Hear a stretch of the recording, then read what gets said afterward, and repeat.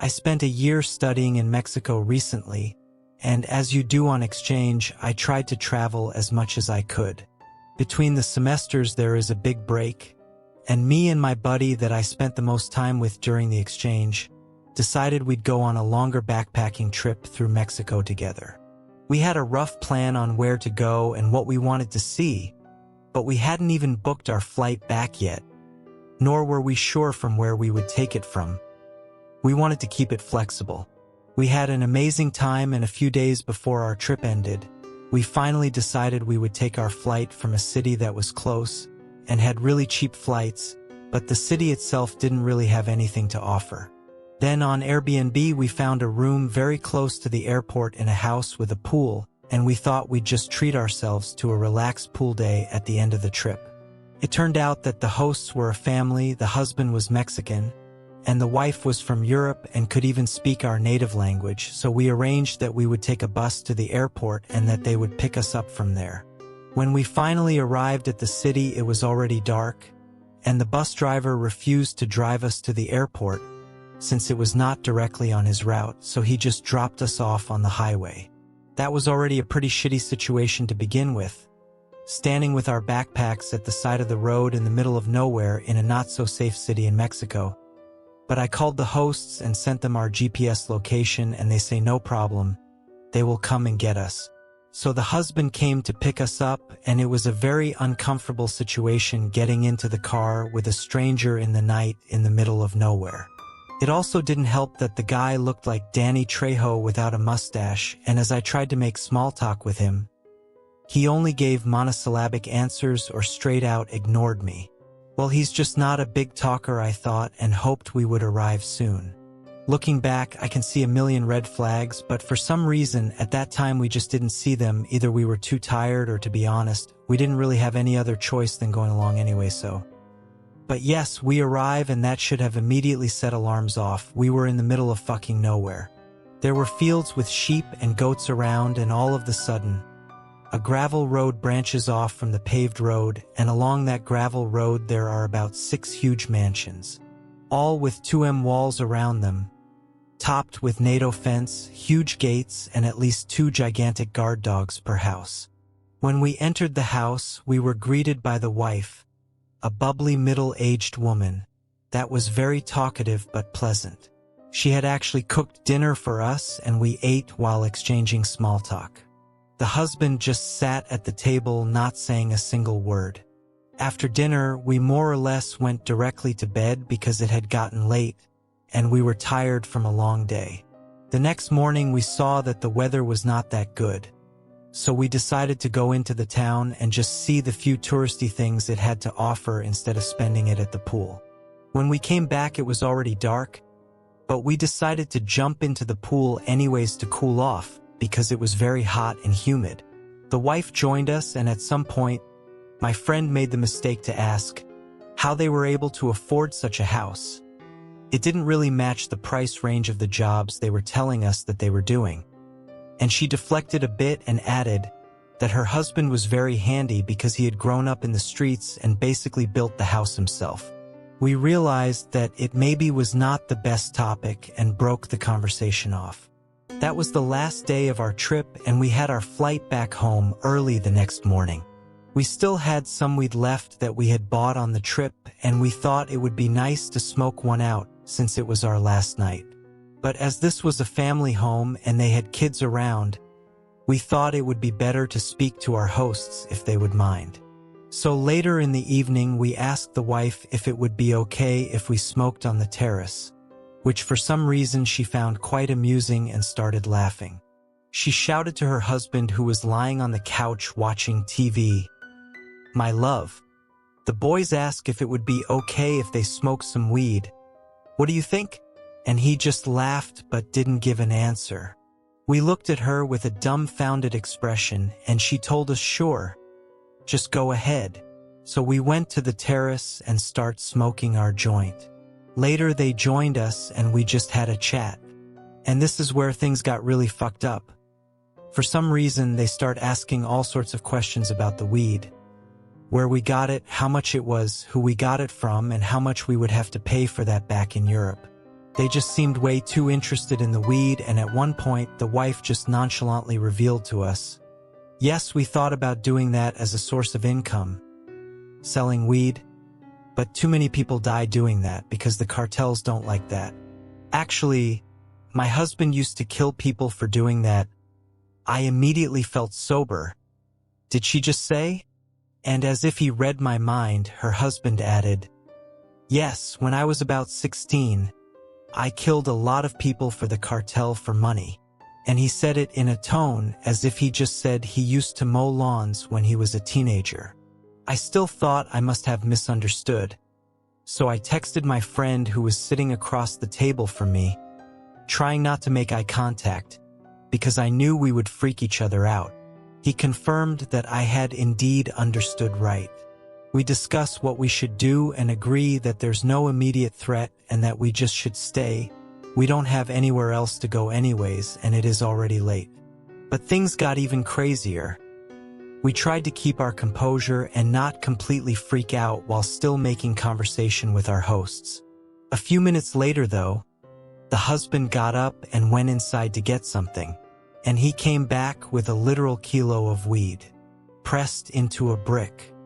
He proceeded to break bits off the brick and roll them into a joint that would probably have knocked out Snoop Dogg. It was about the size of my thumb, and I guess it had about 2 grams of weed in there. Of course, he offered the joint to us, but we politely declined, saying that we were already pretty stoned. He seemed a little offended, but fortunately, he bought our excuse. But it got even worse. A few minutes later, we hear a couple of loud bangs. The wife became a bit uneasy and asked, "What was that?" To which he answered calmly, 9 millimeters, to confirm my suspicion that that had indeed been shots. I would say it was around 7 or something shots, fired pretty quickly after each other. The wife got nervous and asked if we should maybe go inside, and what do you think they are shooting at? In the air? At cows? At people? But he just shrugged it off and we stayed outside. Again, a few minutes later, there were more shots, this time even closer. The wife got even more upset and asked again, "Should we maybe go inside? What do you think are they shooting at? Should we go inside?" And I think I will never forget when he answered in the calmest way imaginable, "No, everything's okay. I didn't hear any screams yet. I don't know why." But the way he just calmly said that freaked me the fuck out and is still making my heart beat whenever I think about it. After that, we quickly excused ourselves and went to our room. When we finally could talk, we basically both lost it and panicked. What the fuck were we supposed to do? We are locked into a house with a contract killer in the middle of absolutely fucking nowhere, and people are shooting outside. We decided it was probably our best bet to stay because we thought, well, we are his guests, he is not going to harm us, hopefully, and it's better to have walls and dogs and a serial killer in between us and people shooting around. So we barricaded ourselves in the room and didn't sleep a second until the morning, when we noped the fuck out of there and went to the airport. I was never so happy to be patted down at security my whole life. So me, my boyfriend, his best friend, and his girlfriend drove up to Big Bear 626. Then a day later, another friend of ours drove up June 27th, and he was supposed to sleep downstairs and couples sleep upstairs since there's only 2 bedrooms. The first night we stayed there, it was kinda creepy because the cabin was pretty remote and of course there's absolutely no lights outside. It is the woods with coyotes howling and bears. But nonetheless, completely normal activity. On 27th, around 12 a.m., my boyfriend and I are in bed, when suddenly our friend sleeping downstairs comes banging on the door, freaking out, saying he saw shadows in the woods and that the motion light came on and there was thumping outside. We got a little freaked, but my boyfriend gets out of bed and checked the entire cabin and even goes outside. Nothing. We go up to the other couple's room where there's a porch with sliding glass door that looks out to the woods. It's important to note that I am a naturally very anxious and scared person, while my boyfriend is a rock. He is calm and logical while I tend to jump to the worst scenario. My boyfriend goes over to check the last place in the cabin. So he pulls the curtain and jumps and yells, "My God." At this point, I'm terrified. My boyfriend is 180 pounds CrossFit coach, and to see a big guy like that scared is nauseating. He locked the door and backed away slowly. He quietly says, "There's a large man standing outside staring at us. He's just standing in the woods looking at us." At this point, I'm thinking he's fucking with me. He looks at me and says, "Go lock the door." That's when I knew he was serious. Everyone is freaking out. I run and lock the door behind us, and we all decide to stay in the room to keep an eye out. It's the middle of summer and it's really hot, but we refuse to open a window. I'm so scared but trying not to show it as everyone else seemed to have calmed down. About 30 minutes go by, nothing happens. I get annoyed with the heat and the fact that there's 5 people in a tiny room and 3 of them are men, so my boyfriend and I go back to our room. I'm still pretty spooked, so my boyfriend tries to cheer me up. At this point, it's about 1:30 a.m. I told him I was too scared to sleep with the lights off. He tells me that's totally fine and he understands, so we just lay with the lights completely on. Finally, I start drifting to sleep when I hear a thud. I sit up and look at my BF. He looks at me. Then the power cuts. I immediately start sobbing. I'm trembling and I can't see anything because it is pitch black. I try to get out of bed and run, but my legs get tangled in the sheets and I fall. My BF picks me up and we grab our phone and run to the other room where everyone else was staying. I'm hysterical at this point. I try to contact our host, but nothing will go through. I try to call my dad, but all of our phones say no service. We are alone out there. Thank God the friend who drove up after us had a different carrier cause his phone had 1 bar. So he calls the local sheriff. I realize now it's a bit of an overreaction, but at the time we thought we were gonna die. He's on the phone with the sheriff and they transfer us to the utilities company. We give the address and they tell us that we are too far in the woods and they don't cover that area. At this point, we are wondering if the entire area has no power or if the man outside had just cut our power. I cry more and we call 911 to report suspicious activity and a power outage.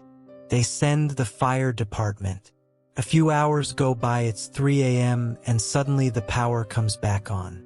We fall asleep and the next day we talk to some locals of the area. We told them our power went out and he said that was strange and shouldn't have happened. He told us the only reason that happens out here is because of a snowstorm. He said he couldn't explain it.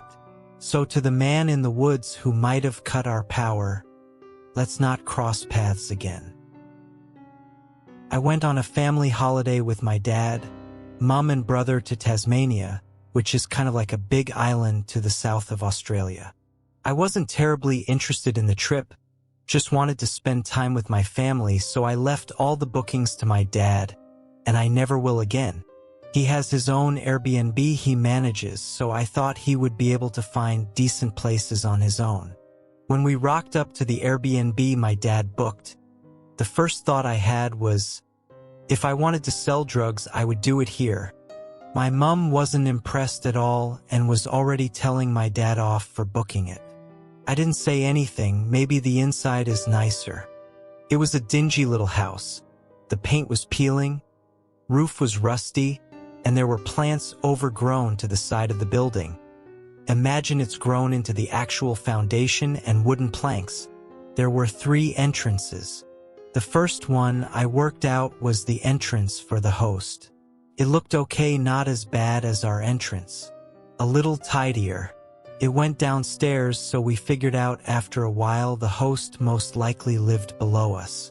The second looked like it was the main entrance to the house, but it was sealed shut. The door looked like it would break down if anyone was to even push on it slightly and was obviously unused. The third was ours.